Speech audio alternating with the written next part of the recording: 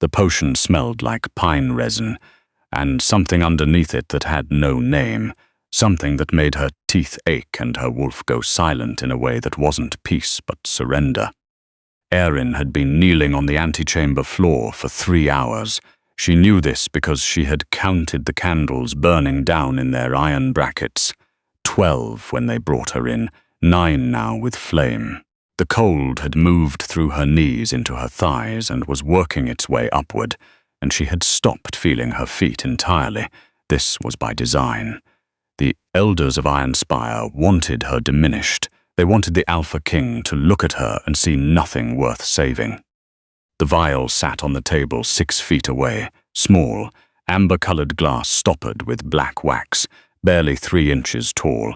It contained enough silencing compound to dissolve the connection between a wolf and her own instincts. Permanently, not the mate bond specifically. Everything. Her wolf's hearing, gone. Her ability to receive the pack link, gone. The deep territorial awareness that let wolves feel the land under their feet like a second heartbeat, all of it gone. They would leave her with her human senses and nothing else. This was the law. An Alpha King could not ascend while carrying the weight of a mate bond.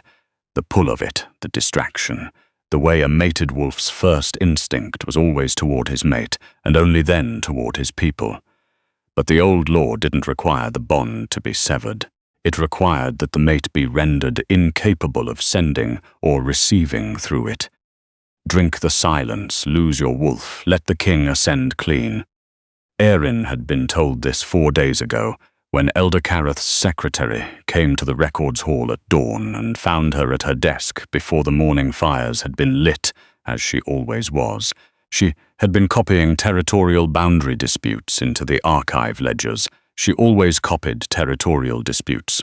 She had been doing this since she was 14 years old, when the Ashfan Pack sent her to Ironspire to settle a lumber debt, and she was 23 now, and the ink had permanently stained the side of her right hand in a dark crescent below her little finger. The secretary had said, "You are the Alpha Heir's fated mate," and Erin had set down her quill carefully, because her first instinct had been to grip it tighter, and she had learned long ago that when she was surprised, she should make her hands still before anything else.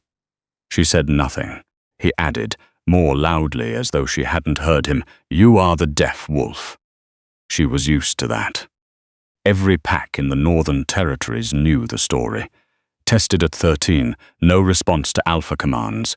No packlink reception detected. The registry officer, a tired man with ink on his collar, had written "Deaf Wolf," no command response in the bloodline ledger, and that had been the end of it. Her Ashfan packmates had stopped including her in training drills because there was no point in teaching a wolf to fight as a unit if she couldn't hear the unit's commands. She had drifted into the records hall because it was warm and quiet, and no one came in, expecting her to be a wolf. She could hear everything. She had always been able to hear everything, not just commands. She heard beneath them, heard the intent underneath the words, heard the undercurrent of meaning that ran below language like water under ice. She heard what alphas meant when they gave orders, and what they feared when they gave them, and what they were hiding in the spaces between syllables. She had heard things in this records hall that would have destroyed careers, ended alliances, cracked the council like a dropped plate. She had written none of it down. She had kept it folded inside herself, layer by layer, the way you insulate a house against winter, quietly, steadily, until no one could feel the cold coming through. The vial on the table did not care about any of this. The door opened. The draft hit her first, cold from the corridor outside, and with it came a scent she had no name for and no defense against, dark cedar and iron and something electrical, like the charge that gathered before a lightning strike found its ground, and every part of her that she had spent years keeping carefully still went completely loud. Her wolf, the wolf that didn't respond to commands, the wolf that the registry called deaf and the pack called absent, lifted its head for the first time in her memory and spoke. Not a howl, a recognition, one word clear as a bell struck in an empty room. Mine. She did not look up. She stared at the floor stones and breathed through her mouth and counted the cracks between the mortar and told her wolf to be still. Her wolf did not listen. Her wolf had never listened to anyone, including her, and this was apparently not about to change. The footsteps were not trying to be quiet. They were the footsteps of someone who had never needed to be. They stopped in front of her. She could see his boots, black leather, worn in a diagonal across the left toe the way boots wear when their owner has a habit of pivoting on that foot, turning to face things directly. There was a long scratch across the right one, fresh, still pale against the dark leather. He had been somewhere that had caught him. "Why?" said a voice that seemed to come from somewhere below speech. "Are you kneeling?" She didn't answer. "I asked you a question." She heard what was underneath it, not anger, the controlled edge of someone holding something very large, very still. "Your elders put me here," she said. "A one-beat to Kareth." Not a question. The name landed in the room like something thrown. She finally looked up. The Alpha King of the Iron Spire territories was not what the records described. She had transcribed 37 documents referencing Vorin Aldrich in 9 years, boundary treaties, pack census filings, training records from before his ascension. They described a dominant, accomplished fighter from a long line of dominant, accomplished fighters. They did not describe whatever this was. He was large in the way that geography is large, the kind of scale that you understand intellectually, but that still surprises you at close range. His hair was dark and needed cutting. His jaw had 2 days of stubble and a thin old scar along the left side that ran from below his ear to the corner of his mouth, pale and healed clean. His eyes were grey, not the grey of overcast sky, the grey of old iron, the grey of something that had been tested and had not broken. He was looking at her the way she had seen people look at a document they'd been told, said one thing when they'd expected another. "The vial," he said, without looking away from her. "That vial on the table, what is it?" "The silence compound." She said it the same way she said everything, carefully, without inflection, a habit developed for the same reason she had learned to keep her hands still. "I'm to drink it before the coronation tomorrow. Elder Kareth's requirement." Something moved behind his eyes. She heard it before she saw it. A low, structural sound, like the foundation of something very large adjusting its weight. "And if you drink it," he said. "I lose my wolf's hearing permanently." She looked at the vial. "I can't receive the mate bond after that, can't send through it. As far as the bond is concerned, I stop existing. That satisfies the law. You ascend clean. Your people are safe." He said nothing. The silence he made was different from other silences. It had density. Then he crossed the room, picked up the vial, and looked at it for a long moment. The amber glass caught the candlelight. He turned it once in his fingers. His grip was careful, deliberate, the grip of someone who understood that the thing they were holding was dangerous and was not afraid of it anyway. He set it back down, walked back to her, crouched so he was at her eye level, and the shift in perspective made her realize how long it had been since anyone had looked at her from the same height instead of from above. "Tell me your name," he said. She told him. He repeated it once, quietly, in a way that made her understand he was not echoing it but fixing it. "Erin." "Then, how long have you been in this room?" 3 hours. His jaw tightened, a single muscle moving under the skin, brief and controlled. "Did they feed you?" "Yesterday." The controlled thing in him made another adjustment. She heard it clearly. "I'm going to speak to Kareth tonight," he said. "Don't let anyone touch that vial. Don't drink it. Don't let anyone tell you that you have to." She almost said, "What difference does it make?" She almost said, "You haven't met Kareth." Instead she said, "And if I don't, what happens to the coronation?" He looked at her steadily. "That's my problem." It's also 4 border packs waiting for you to show weakness. It's also Halveth of the Western Ridge, who has been looking for a reason to challenge since your father died. It's also— You read the territorial records, he said. I transcribed the territorial records, all of them, for 9 years. She met his eyes. I know what happens if your coronation fails. I know what Halveth will do. I know what Kareth has told the border packs you'll do, because I transcribed those letters too, and he didn't know I could read the cipher he used in the margins. Vorin went very still. I haven't told anyone, she said. I never tell anyone. I just keep it. She looked down at her hands.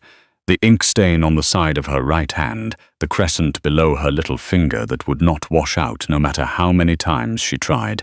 I keep all of it. He didn't speak for a long moment. Then he said, What did the margins say? That you were planning to dissolve the council after your coronation and consolidate border control under a single military command, that Halveth and the Eastern Pacts would have cause to challenge before you could act. She paused. It's not true. I've read every strategy document you've filed in the last 3 years. You're not consolidating control. You're redistributing it, pushing authority to the local pack structures instead of drawing it inward. Kareth knows this. He wrote the opposite in his margins anyway. The grey eyes were very intent. He's trying to start a war, she said, before you can build the peace that makes him irrelevant. Vorin stood slowly. He was quiet for a moment in the way that people are quiet when they are rearranging something large. Then, I'll be back before dawn. Don't drink anything. He left through the side door. His footsteps in the corridor were fast, almost running. Erin looked at the vial on the table. Her wolf was pacing in the tight space behind her sternum, restless, awake in a way it had never been in 23 years of careful silence. I know, she told it. Be still. Her wolf did not be still. Her wolf had apparently decided that this was the moment for it to stop pretending. Kareth came an hour before dawn.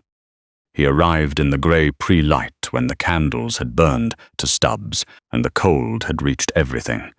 He was a thin man who wore his authority the way people wear borrowed clothing, carefully, aware at all times that it might be asked back. He had small hands and very clean fingernails, and the particular stillness of someone who had never once had to do anything physical and had built an entire identity around this fact. He looked at Erin on the floor, looked at the vial on the table, and seemed satisfied by the arrangement. The Alpha Heir has been asking questions, he said. He tends to do that. Kareth's eyes sharpened. You spoke with him. He spoke to me. What did he ask? She considered her answer. The thing about being known as the Deaf Wolf was that people underestimated how much you observed when they talked in your presence. Kareth had talked in her presence for 9 years, in corridors outside the records hall, in council chambers adjacent to it. She knew every inflection of his voice. She knew what it sounded like when he was certain, and she knew what it sounded like when he was performing certainty. He was performing it now. He asked about the vial, she said. Kareth crossed to the table and looked at it without touching it. The silence compound is the cleanest resolution. The bond remains intact. Technically, you simply can't transmit through it. The law is satisfied. The king ascends. He turned. There is no version of tomorrow where you walk out of this room with your wolf intact. You understand that. What happens to me after? You'll be moved to a southern territory, provided for. Like a lame horse. Like a subject of the crown who has performed a necessary service. His voice was patient, the patience of someone who had explained things to lesser people for many years and had made a kind of peace with the requirement. The alternative is civil war, Erin. I assume even you understand the mathematics. She looked at him. I understand the mathematics, she said, better than you might expect. Something moved in his expression. He set 2 fingers against the vial on the table, not picking it up, just touching it, a gesture of possession, and said, "Dawn. The ceremony begins at dawn. If the vial is still full, I will have someone administer it to you, rather than waiting for you to choose." He left. Her wolf snarled, low and sustained, a sound that vibrated through her bones and didn't surface anywhere visible. She pressed her hand flat against the cold floor and breathed. She thought about Kareth's margins. The cipher he used was a variation of old territorial code. She had cracked it 18 months ago by accident, cross-referencing it against a shipping manifest that used the same substitution pattern. She had gone back through 5 years of council correspondence afterward and read every margin, and what she found there had been systematic and patient and very thoroughly documented. Kareth had been manufacturing the conditions for this crisis for years. Not the war itself. He didn't want war. War was unpredictable. He wanted the threat of war maintained at the exact threshold where the risk was high enough to make everyone compliant, but never quite high enough to tip into actual conflict. He wanted to be the man who stood between the territories and catastrophe, year after year, indispensable and immovable. What he hadn't anticipated was a deaf wolf who could read ciphers. Vorin came back with the dawn light. He came through the side door quietly, and with him came the cold and the cedar and iron scent that her wolf had been tracking in his absence, the way you track a sound that's just stopped, your attention filling the silence where it was. He crouched in front of her.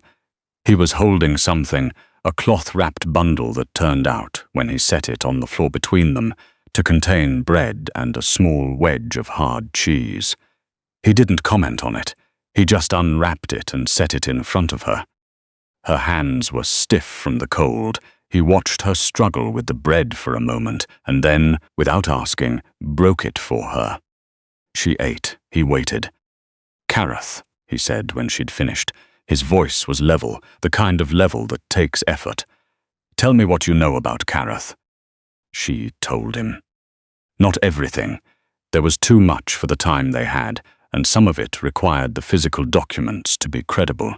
But she told him about the margins, the cipher, the border pack correspondence, the way the threat of war had been carefully calibrated and maintained, not as a crisis to be resolved, but as a tool to be managed.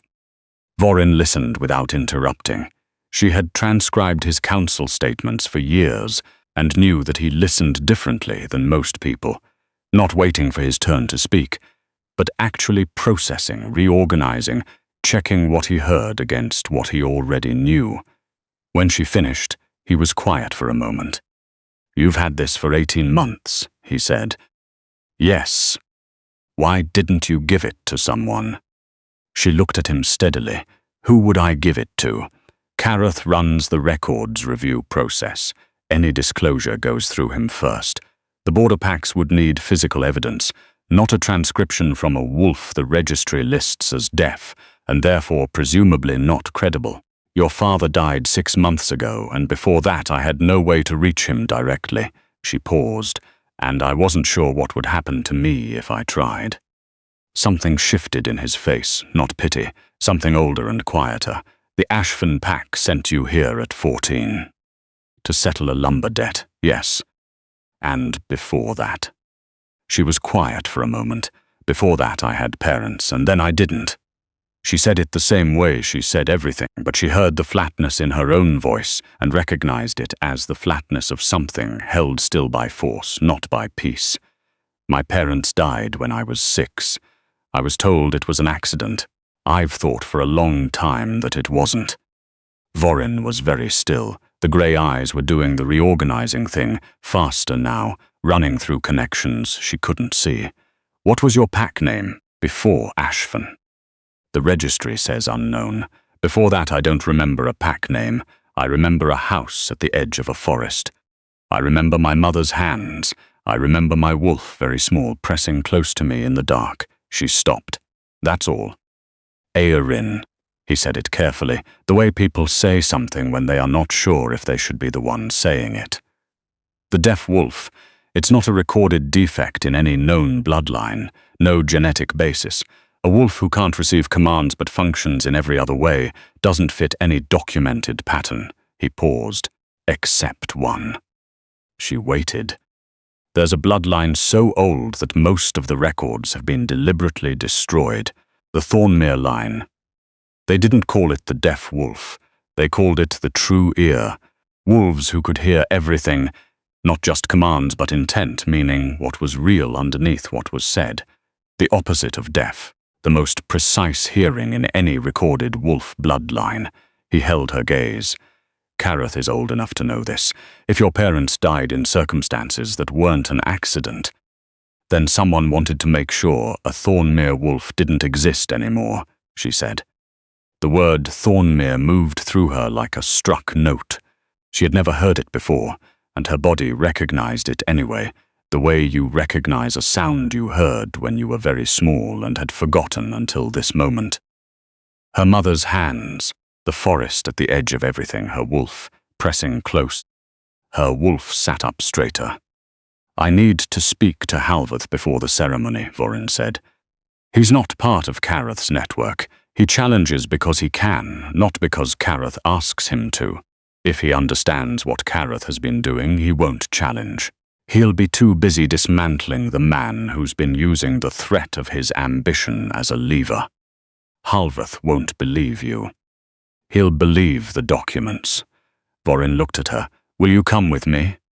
She looked at the vial on the table, the amber glass, the black wax seal, everything she was supposed to swallow and go quiet for. I don't have anywhere else to be, she said. The coronation hall filled at dawn. Erin stood, not kneeled, stood in the center of it with Vorin beside her, and Elder Karath on the raised dais at the far end with the crown on its cushion, and the expression of a man who had planned this very carefully and was watching his plan come apart in real time. The last 3 hours had moved fast. Halveth, wakened from his guest chambers and presented with the deciphered margins in Karath's own handwriting, had cycled through 3 emotional states in rapid succession: disbelief, fury, and then a cold, focused attention she recognized as the particular quality of danger that useful things carry. He had asked 3 questions, sharp and specific. She had answered all 3. He had not challenged. The crowd in the gallery was large and buzzing, pack representatives, foreign diplomats, warriors in dress armor trying not to look curious. A woman from the records hall pressed against the railing with white knuckles, eyes very wide. Elder Karath raised his staff and began the formal address in the old tongue. She had transcribed enough coronations to know the structure: the lineage declaration, the statement of duties, the binding oaths, and then the section that made her stand very still inside herself. The Alpha King must ascend uncompromised. Any mate bond must be silenced so that the king may serve his people with undivided loyalty.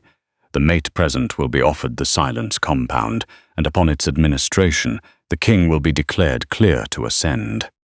Kareth turned. He looked directly at Erin. He held up the vial. And Vorin said, no.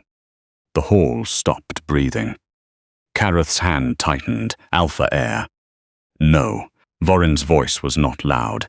It didn't need to be. The law requires a king ascend uncompromised. It does not define what compromise means. You defined it, Kareth. Specifically you. 18 years ago when you revised the ceremony code and inserted the silence clause. He paused. The original law required only that the king demonstrate the capacity to choose his people over his personal interest. I am doing that now by refusing to destroy a wolf in order to satisfy your revision. Kareth's expression was controlled. This is not the place. You've been manufacturing threats for 30 years, Vorin said. You've been managing the Border Pack's willingness to challenge in order to maintain your position as the man who prevents catastrophe. The correspondence is in my hand, in your cipher, addressed to Halveth's predecessor. He looked at Halveth, standing at the edge of the crowd with his arms folded. Halveth has read it. Halveth can speak to its contents. Halveth said simply and clearly, it's real. The hall erupted. Kareth moved, She saw it, a quick reach into his robe, a second vial identical to the one he'd held uncapped, his arm swinging toward her, not to force her to drink it, to spill it on her skin. The silence compound worked on contact. He only needed a splash. She heard it before it happened. She heard his intention in the half-second before his arm moved. The specific frequency of a desperate decision, a man reaching for the only remaining option. She stepped back, not fast, precisely, and her wolf came up. Not like the white wolves in old stories, not an explosion. It was quiet. It moved through her the way water moves through a cracked wall, not crashing, but finding every available space, filling it, becoming the shape of the space it entered.